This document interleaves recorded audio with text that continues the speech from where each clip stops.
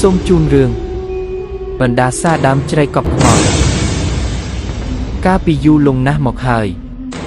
เนื้อจีพุ่มได้สระยาวมวยมีนตุกพุ่มมวยได้เนะพุ่มหายทาตัวมรณะเนื้อจอมกันดาวตัวนุกมีนดำใจทมสันลำมวยดำแต่มีนเมฆเที่ยงประเตะกระลาคณีโดยจำรามใดขมอยเลียดสันทังเบิดบังปนลือทั้งไง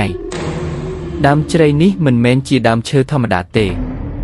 บนใต้วิจีกันไลน์ได้เกกอบสะสบเนะได้สลับโดยอายุทธอหนึ่งเนะได้เตรบรรดาซาดำกำนัดในบรรดาซาเรื่องราวบานจับดำลางปีสตรีมันเนะชมูเนียงมีเลียเนียงเตรบานเกตุมแหลกกำหอกนังเฟือบาประโหดดอสลับเตียงอายุทธอ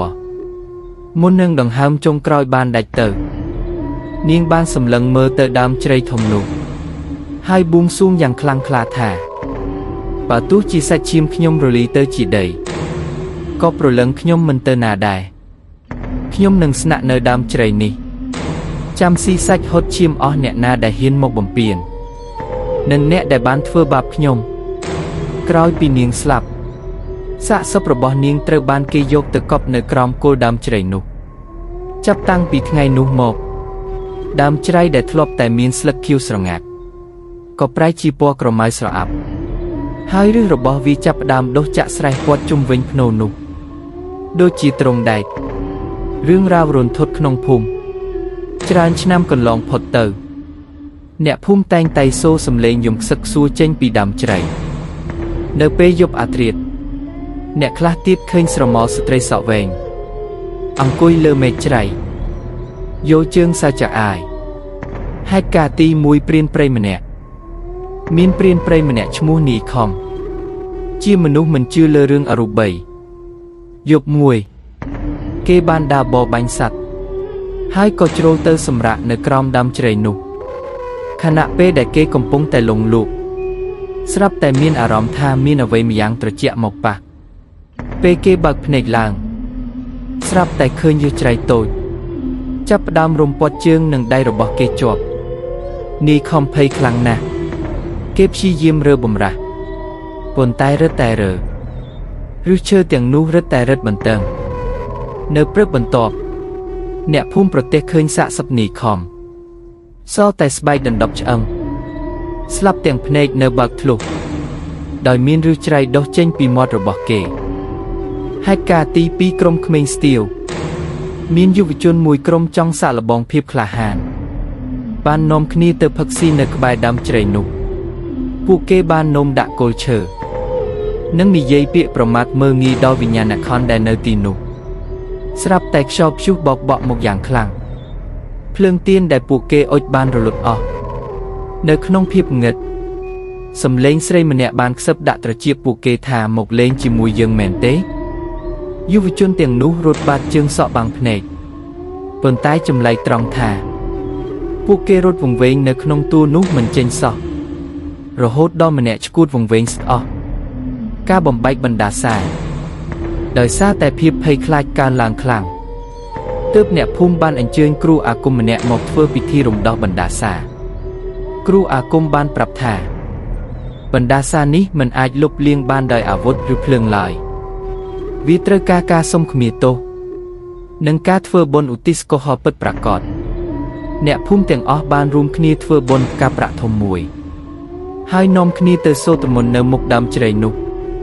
ปูเกบานสร้างซองต้มเนะตาหนึ่งดำกาจมเวงโกลเชอดำใบจีกาโกรุบดอวิญญาณคอนเนียงมีเลียทุกใบจีปัจจุบัน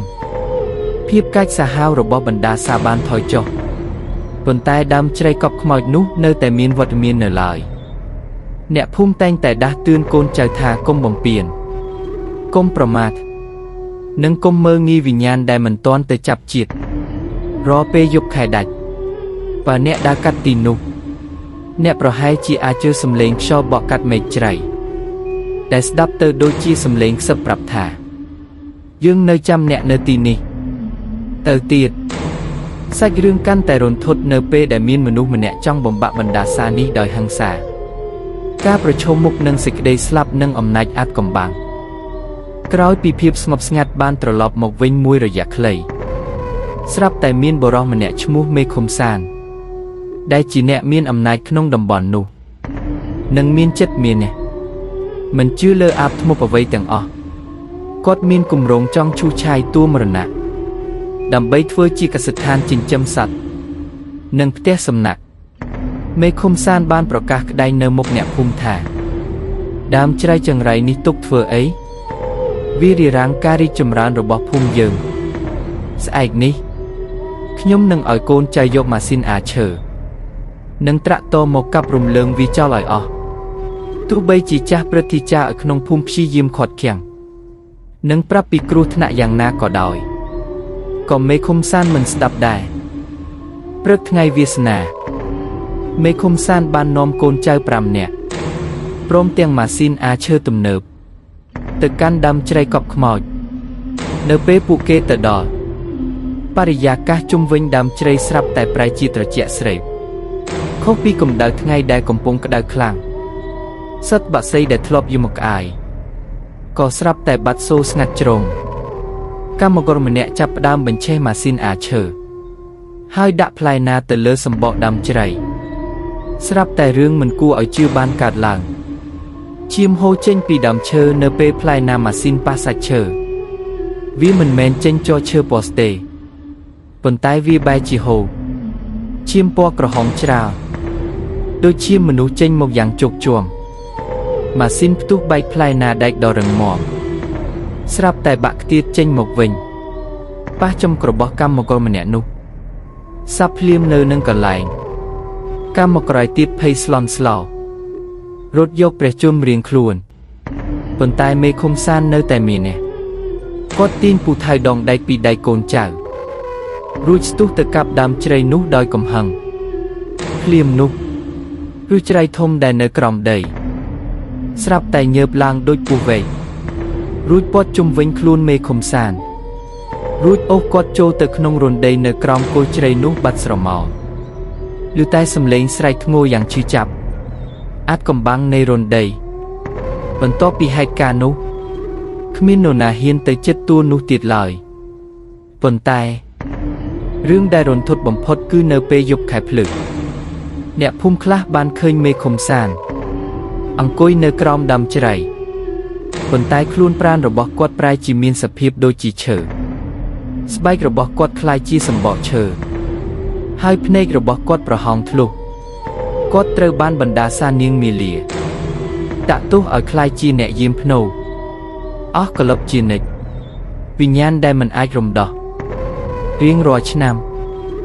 នៅថ្ងៃខួបដែលនាងមាលាស្លាប់ដើមជ្រៃនោះនឹងទម្លាក់ស្លឹកអស់ពីមែកក្នុងរយៈពេលតែមួយយប់ហើយនៅព្រឹកឡើងគេនឹងឃើញសម្លៀកបំពាក់ស្ត្រីពណ៌បរិវិចនៅលើចុងឈើខ្ពស់បំផុតអ្នកភូមិជឿថាបណ្ដាសានេះនឹងមិនរលាយបាត់ឡើយដរាបណាដើមជ្រៃនេះនៅឈរជើងវាជាការរំលឹកដល់មនុស្សលោកគ្រប់រូបថាកម្មពៀមានពិតហើយភាពអយុត្តិធម៌ដែលត្រូវបានសង្កត់សង្កិននឹងផ្ទុះឡើងជាកំហឹងតែគ្មានអ្វីអាចទប់ទល់បានឡើយសាច់រឿងកាន់តែជក់ចិត្តនិងព្រឺព្រួយខ្លាំងឡើងនៅពេលដែលបណ្ដាសានេះមិនត្រឹមតែស៊ីសាច់ហុតឈាមអ្នកដែលមកបំពេញឡើយប៉ុន្តែវាបានតាមលងបន្លាចដល់ពូជពងវង្សតកូលទៀតផងមករកឈាមនឹងការសងសឹកនៃវិញ្ញាណ10ឆ្នាំក្រោយមកបុរសម្នាក់ឈ្មោះសុខាដែលត្រូវជាកូនប្រុសតែមួយគត់របស់មេឃុំសានបានត្រឡប់មកពីទីក្រុងវិញសុខាជាយុវជនម្នាក់ដែលរៀនសូត្រខ្ពង់ខ្ពស់និងមានចិត្តរឹងរូសដូចឪពុកគេដែរគេមិនជឿថាឪពុកគេស្លាប់ដោយសារបណ្ដាសាដើមឈើនោះទេគេគិតថាវាគ្រាន់តែជាការប្រឌិតរបស់អ្នកភូមិដើម្បីបិទបាំងអំពើឃាតកម្មសុខាបាននាំមិត្តភក្តិម្នាក់ឈ្មោះវិបុលដែលជាអ្នកថតរូបទៅកាន់ទួលមរណៈនៅពេលយប់អាធ្រាត្រដើម្បីថតរូបយកមកបញ្ជាក់ថាគ្មានខ្មោចព្រាយបិសាចអ្វីឡើយយប់អាធ្រាត្រនៅក្រោមដើមជ្រៃនៅពេលពួកគេទៅដល់វិបុលបានរៀបចំកាមេរ៉ាជើង3រួចចុចថតពាសពេញដើមជ្រៃស្រាប់តែនៅក្នុងកញ្ចក់កាមេរ៉ាវិបុលបានឃើញអ្វីម្យ៉ាងគេឃើញស្រមោលមនុស្សជាច្រើនឈរជុំវិញដើមជ្រៃ ប៉ុន្តែពេលងើបភ្នែកមើលផ្ទាល់គឺគ្មានឃើញអ្វីសោះនៅក្នុងកញ្ចក់កាមេរ៉ាសុខាកំពុងតែត្រូវបានឫសឈើពណ៌បន្តិចម្ដងប៉ុន្តែសុខាមិនដឹងខ្លួនតតែសោះវិបុលស្រែកប្រាប់សុខាទាំងភ័យខ្លាំងសុខារត់មានអ្វីម្យ៉ាងនៅពីក្រោយឯងសុខាងាកក្រោយស្រាប់តែឃើញមុខឪពុកខ្លួនមេឃុំសានតែមានសភាពរលួយពាក់កណ្ដាលคล้ายជាឈើពាក់កណ្ដាលលេចចេញមកពីក្នុងដើមជ្រៃរួចហៅឈ្មោះគេតិចកូនឲ្យមកនៅជាមួយពុកកន្លែងនេះត្រជាក់ណាស់ការពិតដ៏រន្ធត់សុខាភ័យខ្លាំងរហូតដល់ដួលភ្ងាកក្រោយភ្លាមនោះ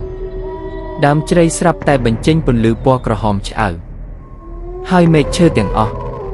ក៏ចាប់ផ្ដើមយោចុះឡើងដូចជាមានព្យុះសង្ខារបើទោះជាគ្មានខ្យល់បន្តិចក៏ដោយសំឡេងនាងមាលាបានសាច់បន្លឺឡើងពេញព្រៃកូនសងគុណឪពុកឈាមសងឈាមពូជពងអ្នកដែលធ្វើបាបអញមិនត្រូវទុកឲ្យមានពូជបន្តឡើយសុខាព្យាយាមរត់ប៉ុន្តែដេកនៅក្រោមជើងរបស់គេស្រាប់តែប្រែជាភុកល្បាប់ស្រូបជើងគេចូលទៅបន្តិចម្ដងវិបុលបានព្យាយាមទាញដៃមិត្តភក្តិដែរប៉ុន្តែមានកម្លាំងអាចកំបាំងម្យ៉ាងរុញវិបុលឲ្យខ្ទាតចេញទៅឆ្ងាយបណ្ដាសាដែលមិនចេះចប់នៅព្រឹកបន្ទាប់អ្នកភូមិប្រទះឃើញវិបុលសន្លប់នៅក្បែរផ្លូវចូលភូមិពេលគេដឹងខ្លួនមកវិញគេបានប្រាប់រឿងរ៉ាវទាំងអស់ប៉ុន្តែគ្មាននរណាឃើញសុខាទៀតឡើយអ្វីដែលកាន់តែរន្ធត់នោះគឺនៅលើសម្បកដើមជ្រៃស្រាប់តែមានដុះចេញនៅរូបរាងដូចមុខមនុស្សម្នាក់ទៀត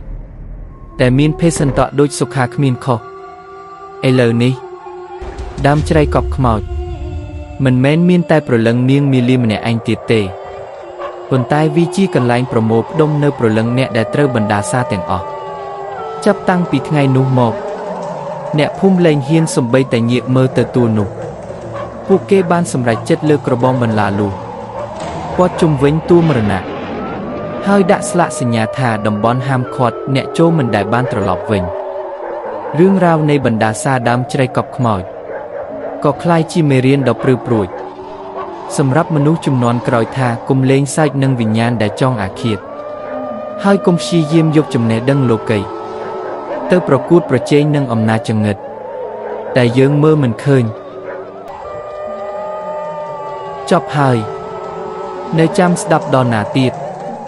ហាហាហា